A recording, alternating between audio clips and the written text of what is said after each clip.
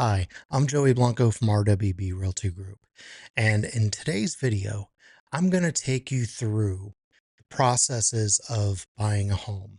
And actually, this is going to be a multi-video collection, if you will. And so I will link them all together, create a playlist taking you through, because honestly, if I were to take you through step one all the way to step 10 of buying a home, this video could potentially be an hour long. So I'm going to try to break it up into between 10 and 15-minute segments where we just take you through the process step by step. So without further ado, let's just jump right into it. And the very first question, if you're even considering buying a home, is should I? Should I rent or should I buy? And so what I do personally, and what I've done in the past in any decision making process is I make a list of the pros and cons. And so let's just jump right into it. Okay. So let's talk about the pros of home ownership. All right. So number one is stability. All right. So per- predictable monthly payments versus rising rents. Now, you can see I put a little asterisk in there because yes, rents do rise and they will rise year over year.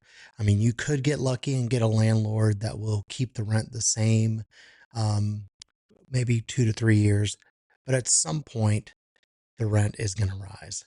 And so, do you want to continuously be paying higher and higher rents year over year?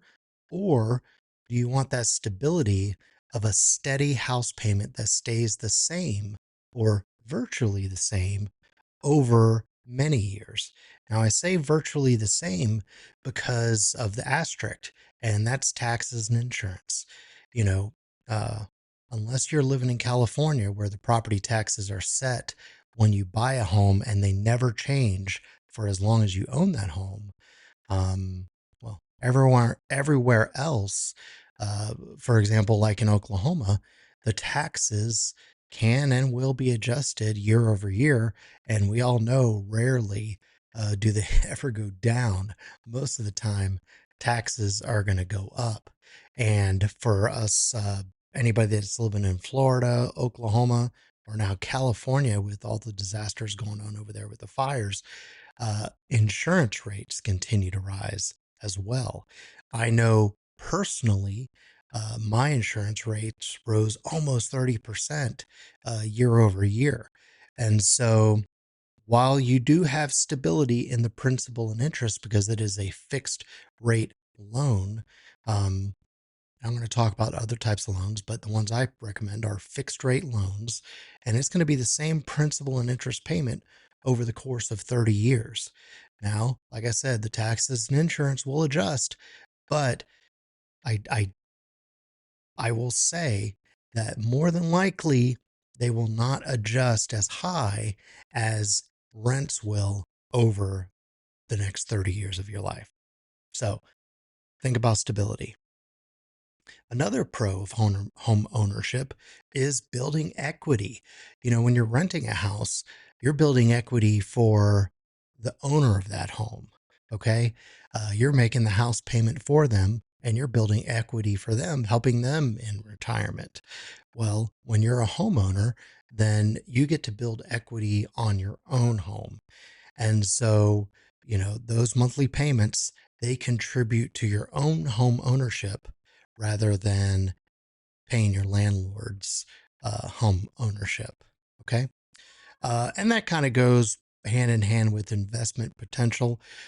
Homes, you know, not considering the payments that you're making and paying that principal down, but homes genuinely will appreciate over time.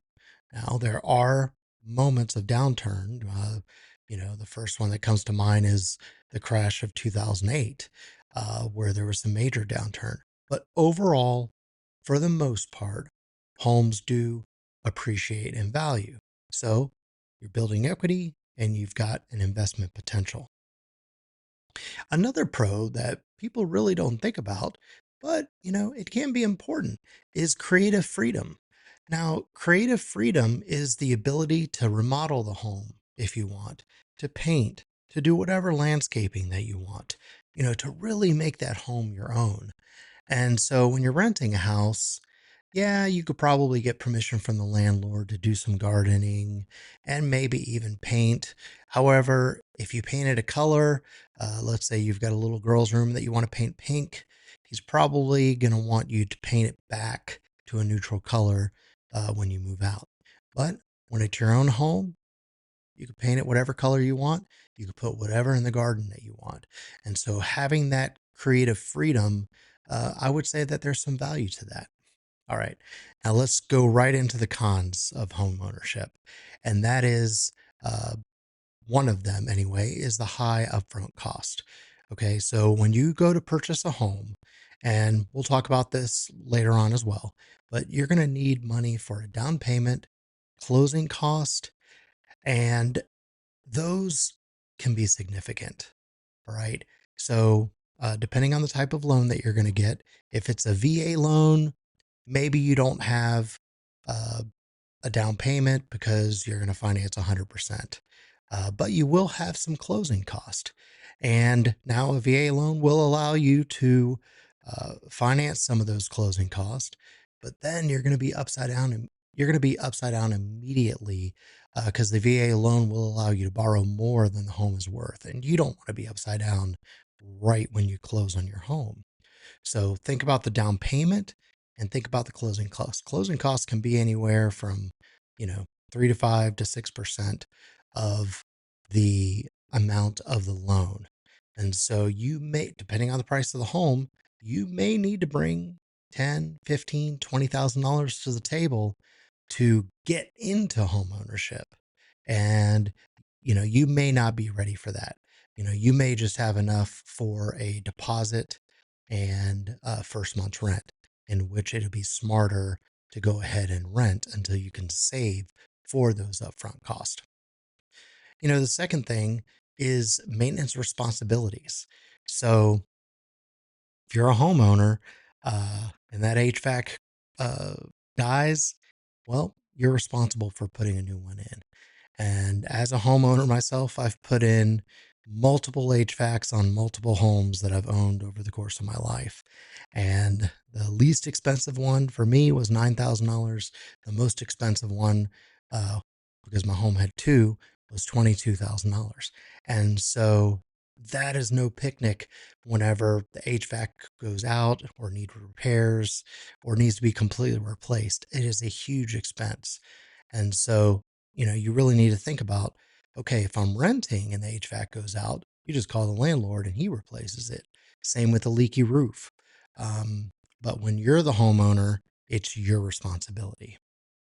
And then market uncertainty. Now while I say that homes will generally appreciate over time, you got to think about what can happen in the short term. Imagine if you bought a home in 2007, right at the peak, and uh, the market crashes in 2008 and you get a job offer across the country and now you need to sell your home and your home is only worth half of what you paid for it.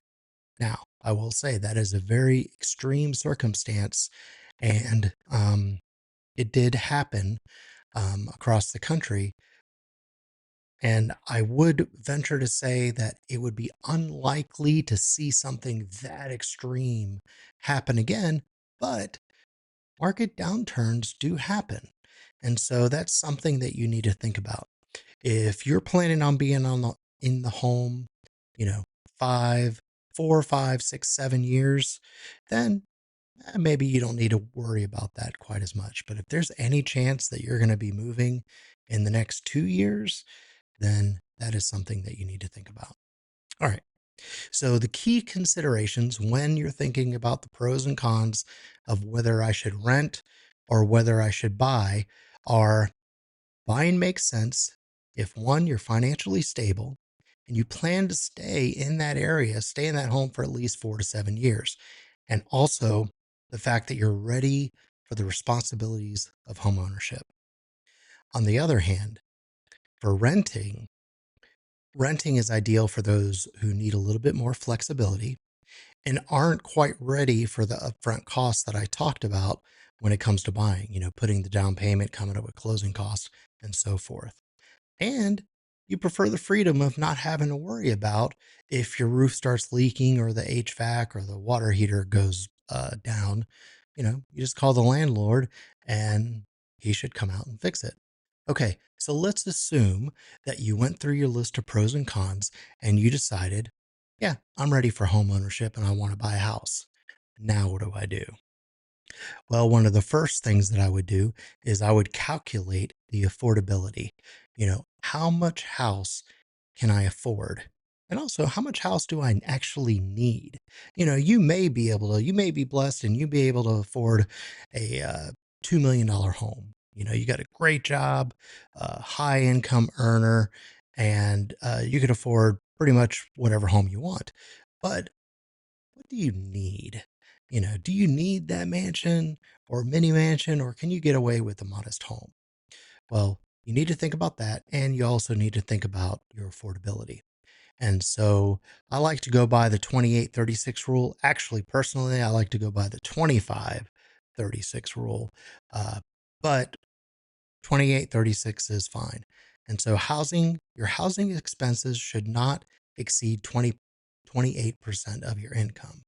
Personally, I like to use 25 because it's easier math and you just a quarter of your income.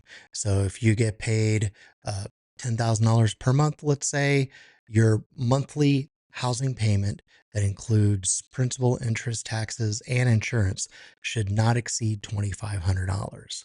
And that's if you do that, then you're going to be able to have enough money left over to where you can invest in retirement and other things that you need to be doing. You do not want to be house poor to where your house payment is half of your income. That is not a position that you want to be in. And then the 36 side of the house is that your total debt, car payment, credit cards, they really shouldn't exceed 36% of your total income. And so, because you do need to put money away for a rainy day and money for retirement. So, these are some good general guidelines. Okay, so here are some down payment options that you need to be thinking about. So, if you're going to be doing a traditional loan, you need to be putting down anywhere from 10 to 20% of the home price. I would highly recommend on a traditional loan that you put down 20% of the home price to avoid PMI. What's PMI? PMI is private mortgage insurance. And so now, don't confuse private mortgage insurance with uh, homeowners insurance because it is not that. Private mortgage insurance basically is a policy that the banks force you to buy that protects them in case you default on the loan. Now, it doesn't do you any good because you're still going to be responsible for that loan if you default, but the PMI will kick in and save the banks a little bit on so they won't have a total loss, but they're still going to come after you. And so, in order to reduce risk, the banks force you, if you're putting down less than 20%, to pay for PMI. Now, if you put down more than 20% or exactly 20%, then you're not required PMI, and that will save you because it could be anywhere. I've seen it as low as $30 a month and as high as $150 a month. Just depends on the size of the mortgage. And so think about that when you're going to go with the traditional route.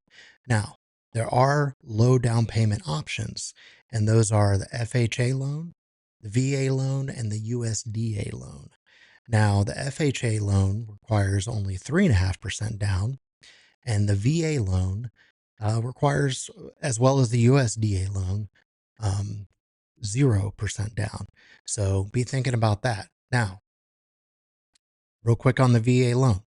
The VA loan will allow you to put no money down, but if you are a member of the military without a disability rating from the VA, then you're going to be required to pay a funding fee. And that funding fee is typically 1% of the loan. And so you need to be thinking about um, that funding fee. Now, they will allow you to roll that in to the loan, so you don't have to come up with it up front, but it is going to be added to the price of the house. And so be thinking about that funding fee. Now, if you have any kind of disability rating from the VA, then that funding fee is waived. Okay, so now we need to be thinking about what our credit score is. Now, what's considered a good credit score?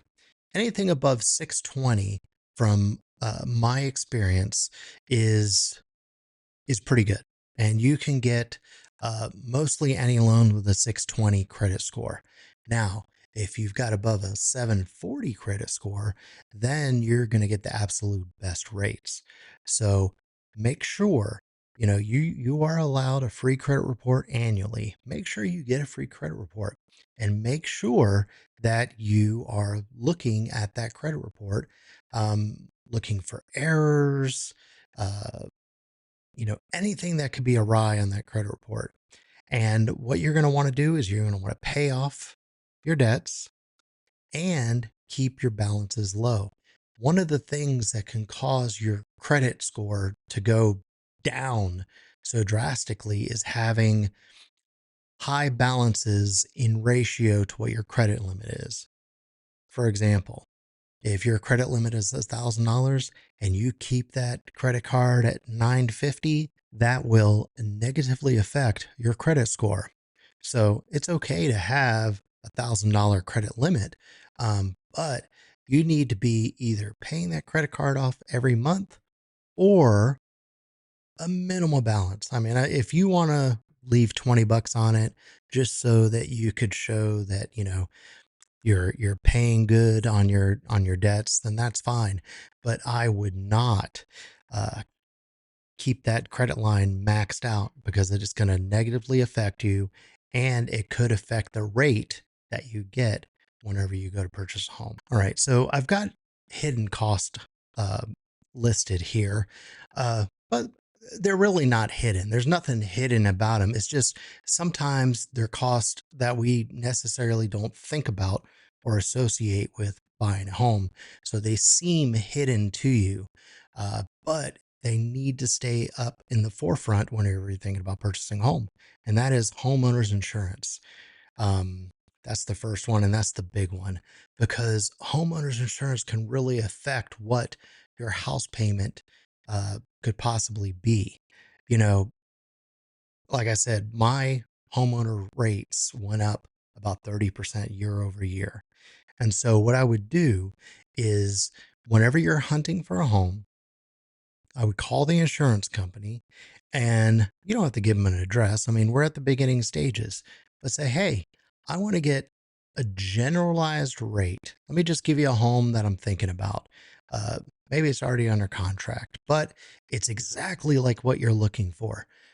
Say, hey, let me describe this home to you. How many square footage is 1 story, 2 story? What kind of finishes and fixtures does it have in it? And tell me what the going rate will be for that type of a home. And then, do it with, okay, we've got a 10-year-old roof versus a 2-year-old roof. And you're going to see there are vast differences in insurance policies. So you write those policies down, and then you'll have a basic idea when you're looking for homes, when you get the disclosures and say, oh man, this roof is 10 years old, the insurance rate is probably going to be leaning to the high side. And this is what that looks like. And so that way you're not blindsided. Also, think about the closing costs, as we mentioned at the beginning of this talk, and utility expenses, as well as taxes. Now, if the home is a newer home and it's got foam insulation, utility expenses will probably be much lower. If it's an older home and the insulation isn't that great, then obviously your utility expenses are going to be much higher. Now, another thing I have listed as hidden costs because some people don't think about it is the emergency fund. Now, we talked about when the HVAC goes out, who's responsible for that? You are. You're the homeowner. You're responsible for that. And like I said, I had my HVAC problems and I had to get 2 units and it cost $22,000. Um, so had I not had an emergency fund, I'd be in trouble. You'd have to put that on a credit card or however else you're going to pay for it.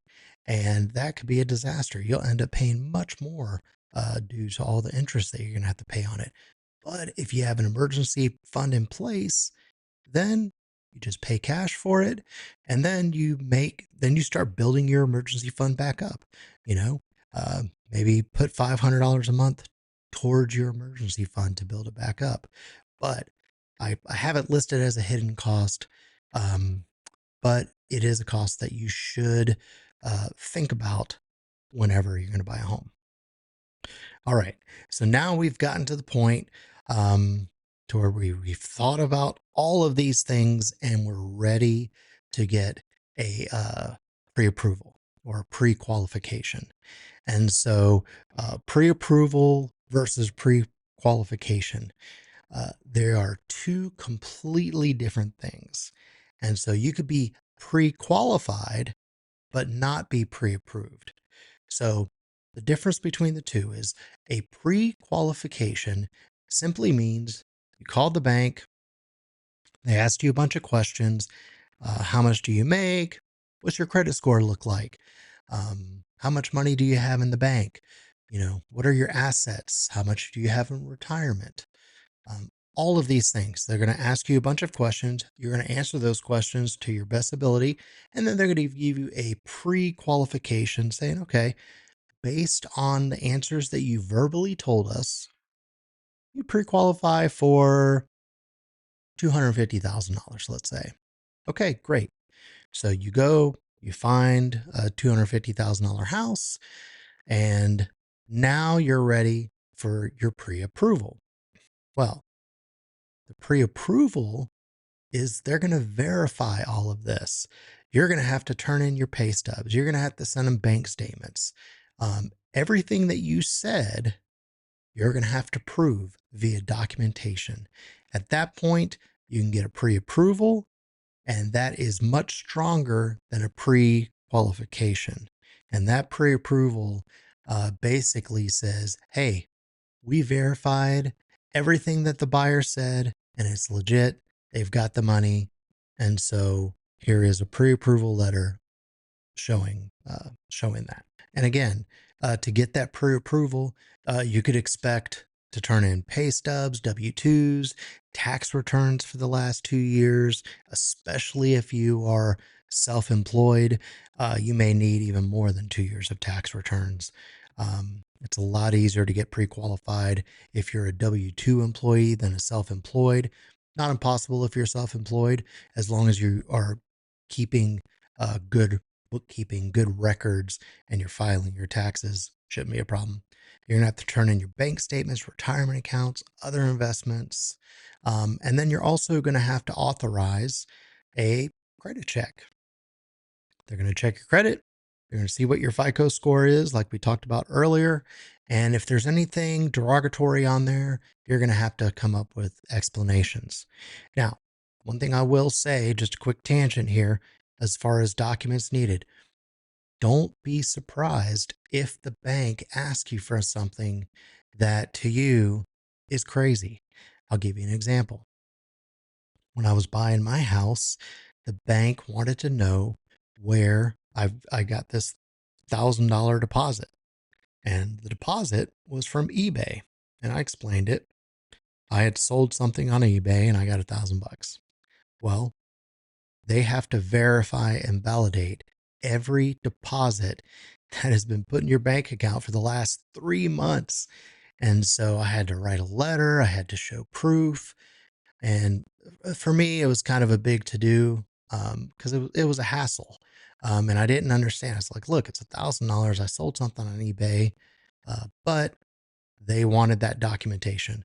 So I had to dig and get the documentation, prove that I sold an item on eBay, and then it was fine. The loan went through. But if you have any kind of deposits in the last 3 months of something similar like that, maybe you received a gift from grandma, and it was more than a $50 check. Maybe she gave you 500 bucks. You're going to have to explain this because the questions will arise. So be prepared. Look at the last 3 months of your bank statements and be prepared to answer any questions that your loan officer is going to ask you about that. Okay, so you've got your pre-approval letter in hand, and now it is time to officially go house hunting. And before you go house hunting, you need to find the right realtor. And what you need to look for in a realtor is experience. You need to have years in the field and be familiar with the area that you're targeting. Second is communication. You want to make sure that they're going to be responsive and that they're going to be completely clear in explaining the process from start to finish, especially if you're a first time home buyer. They really need to be walking you through the process. Now, you're going to watch my videos that I'm putting out, and so you'll have a really good idea of what the process is. But the process can vary from state to state. I'm a realtor in Oklahoma, and so I know Oklahoma real estate very well. But even though I lived in California when I was stationed there in the military back in the day, um, I'm not 100% up to date on California real estate. And so you need to get with your realtor and have them walk you through step by step. You know, the most important thing to me is that they need to have the heart of a teacher. Now, what does that mean? That means that whenever you have questions about something, let's say for the process or questions about a house, or here in Oklahoma, some of the homes have foundation issues. And so if during your home inspection, foundation issues pops up, then you need to have a good in-depth talk with your realtor about what that means. Now, don't let the realtor just kind of give you the blow off and say, oh, well, that'll be fine. You could just hire this company and they'll fix it and it'll all be good. Let's just get to the closing table and get this deal done. Absolutely not. They need to walk you through the process. They need to teach you, about, okay, these are the things that you need to look for when you're dealing with foundations. If the realtor is not up to speed on foundations, then they need to have an expert that they can call upon to explain it to you. As a realtor, I know a little bit about a lot. And so, kind of the jack of all trades, but masters of none. So, just in experience, I could tell you a little bit about foundations. I could tell you a little bit about plumbing issues, a little bit about electrical.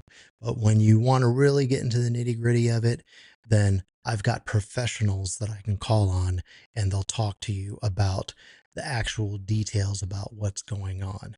So, make sure that your realtor has a heart of a teacher and will sit down with you patiently and explain to you and teach you step by step, about the process, and not just, oh, it'll be fine, just sign here. Okay. Because some realtors out there may think that their job is to get to the closing table. I do not believe that. We at RWB Realty Group do not believe that. We believe that our first duty is to our client. And if that means a deal falling through because it is not in the best interest of our client, then so be it. We are happy to do it. And we are happy to show you the next house, one that will be more fitting for what you need. Okay. So just really think about that before you hire that realtor. And of course, if you have any questions about the process, or if you would like to interview us for the job, because I believe you should interview realtors before you just hire a realtor. Never just reach out to that, oh, I got a cousin that's a realtor. You know, maybe they're a great realtor. I don't know your cousin. Or maybe they kind of do it as a hobby and they really don't keep up. They sell one house, two houses a year, and they're really not up to date on the market and what's going on. But they're your cousin and you want to give them a shot. You know, I would interview probably 3 realtors talk about these things. How familiar you are with the area. Are you okay with teaching me through the process? You know, um, what's your experience and so forth? What do you believe your duty is? Is your duty to me, the buyer, or is your duty just to close the deal? Okay. Maybe they'll be honest and say, "Oh, my job is to close deals." Well, you need to run from that realtor, okay? Because we need to serve our clients first and foremost. All right. All right, so that is enough for this video. I've taken you through the process all the way to finding the right realtor, and now you've found us at RWB Realty Group, and we're ready to move on to the next step. And that next step is shopping for your dream home. And so I will start the next video. I should have it out in about a week, and we will take you through that process. If you've made it this far, thank you so much for watching, and be on the lookout for our next video where we are going to talk about um, finding that dream home, and we're going to take it from there. And if we have enough time, I'll take it right to the end. But if not, I may need to break it up a little bit. So thank you and have a wonderful day.